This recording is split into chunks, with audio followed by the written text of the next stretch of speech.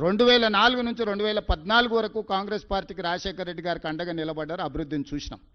2014 నుంచి 2024 వరకు మోడీ కేసీఆర్కి అండగా నిలబడ్డారు, విధ్వంసాన్ని చూసినాం.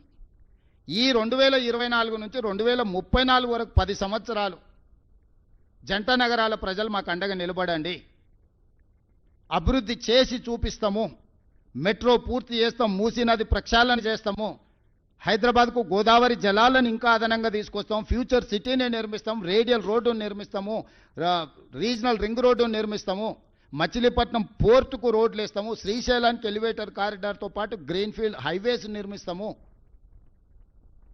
ప్రపంచంలోనే అత్యధికంగా గ్లోబల్ కేపబిలిటీ సెంటర్స్ని ఇక్కడికి తీసుకొచ్చి పెడతాము, డేటా సెంటర్స్ని ఇక్కడికి తీసుకొచ్చి పెడతాము, ఫార్మాలో పెట్టుబడులు తీసుకొస్తాం, పరిశ్రమలు తీసుకొస్తాము, ఈవీ వెహికల్స్ ఆటోమొబైల్ ఇండస్ట్రీని హైదరాబాద్ నగరానికి తీసుకొస్తాము, శాంతి భద్రతలను కాపాడతాము, గంజాయి డ్రగ్స్ను తొక్కి నారదీస్తాము.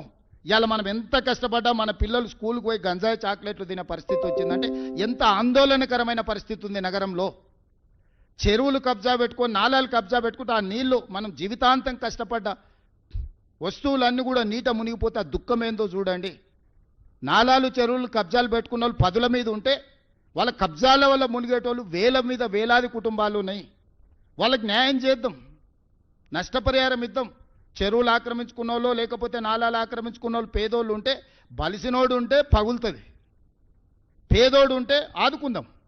రాండి, ఒక ప్రణాళికబద్ధంగా అసెంబ్లీలో చర్చ పెడదాం, ఒక ప్రత్యేకమైన చర్చ తీసుకుందాం. హైడ్రా మీద, ఈగల్ ఫోర్స్ మీద, ఈ రెండింటిని ఎప్పుడు చెప్తే అప్పుడు పెడతా సెషన్స్, నిర్దిష్టమైన చర్చ చేద్దాం. మీరు మొత్తం చెప్పండి, మేము చేస్తున్న తప్పులేమనుంటే తీసుకురండి, సరిదిద్దుకుందాం, సవరించుకుందాం. మేము చేస్తున్న మంచి పనులు మొత్తం వివరాలు తీసుకొస్తా. అంతర్జాతీయ స్థాయికి రోజు విస్తరించాలి, పోటీ పడాలి అనంటే అభివృద్ధికి సహకరించాలి. ఇప్పటి వరకు కౌన్సిలరు, కార్పొరేటర్లు, ఎమ్మెల్యేలు, ఎమ్మెల్సీలు, ఎంపీలు, రాష్ట్రం, కేంద్రం బీజేపీ బీఆర్ఎస్కే ఇచ్చారు. ఈ ఒక్కసారి మాకు అవకాశం ఇవ్వండి. నవీన్ యాదవ్ యువకుడు, ఆ పిల్లగాడు అక్కడనే పుట్టిండు, అక్కడనే పెరిగిండు. ఆ పిల్లగాడిని రౌడీ రౌడీ అని మాట్లాడుతారు.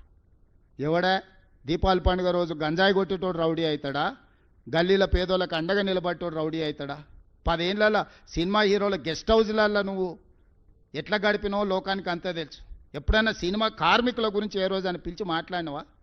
ఈరోజు మా ప్రభుత్వాలను పిలవడం, మాట్లాడడమే కాదు, లైఫ్ ఇన్సూరెన్స్, జీవిత బీమా, ఆరోగ్య బీమా, వాళ్ళ పిల్లల చదువులకు కావాల్సిన ప్రణాళికలు, రేపు సినిమా టికెట్ల ధరలు పెంచితే 20% వాళ్ళకు వెల్ఫేర్ బోర్డుకి ఇస్తేనే సినిమా టికెట్ల ధరలు పెంచుతానని నేను మాట ఇచ్చిన. ఈరోజు చిత్రపురి కానీ, ఫిలిం నగర్ కానీ మేము కట్టినాయి కాదా, మేము ఇచ్చినాయి కాదా? ఈరోజు సినిమా ఇండస్ట్రీ 1964లో నంది అవార్డులు మేము మొదలుపెట్టినాం, కళాకారులను ప్రోత్సహించాలి. 10 ఏళ్ళు నువ్వు బంధు పెడితే మళ్ళీ గద్దరన్న పేరు మీద అవార్డ్స్ ఇచ్చింది మేం కాదా? ఈరోజు నంది అవార్డ్స్ నుంచి ఆస్కార్ అవార్డు వరకు తెలుగు ఫిల్మ్ ఇండస్ట్రీ విస్తరించిందంటే దానికి కాంగ్రెస్ కారణం కాదా? ఫిల్మ్ ఇండస్ట్రీ కోసం ఏదైనా కేసీఆర్, కేటీఆర్, బీజేపీ చేసింది ఒక్కటి ఉందా చెప్పండి? ఫిలిం నగర్ నుంచి, ఫిలిం నగర్ క్లబ్ నుంచి మొదలు పెడితే చిత్రపురి కాలనీ వరకు మేమే కదా చేసింది. కార్మికులను ఆదుకున్నది మేమే కదా. రేపటి వాళ్ళ భవిష్యత్తు ప్రణాళికలు. ఇప్పుడు బాలీవుడ్ వస్తుంది, రేపు హాలీవుడ్ను కూడా ఇక్కడ షూటింగ్లకు తెచ్చే బాధ్యత మేము తీసుకుంటాం. సినిమా పరిశ్రమను వాళ్ళ నక్కున పెట్టి చూసుకుంటాము, వాళ్ళ మంచి కోసమే కదా.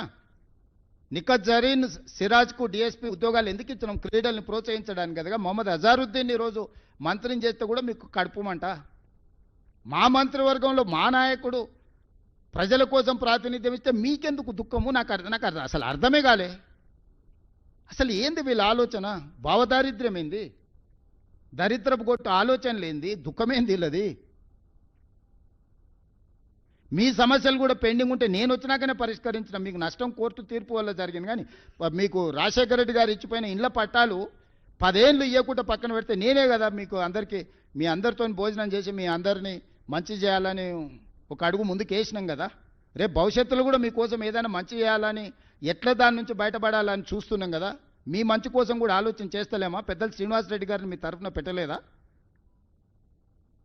ఎవరిని వదిలేసినా మీరు చెప్పండి. విద్యార్థులను వదిలేసినామా, నిరుద్యోగ యువకులను వదిలేసినామా, రైతులను వదిలేసినామా, మహిళలను వదిలేసినామా, పాత్రికేయ మిత్రులను వదిలేసినామా, రాష్ట్ర ప్రజలను వదిలేసినామా గాలికి వాళ్ళలాగా? రోజులో 18 గంటలు మీతోనే కూర్చొని పనిచేస్తున్నా కదా, నేను ఎక్కడికి పోయినా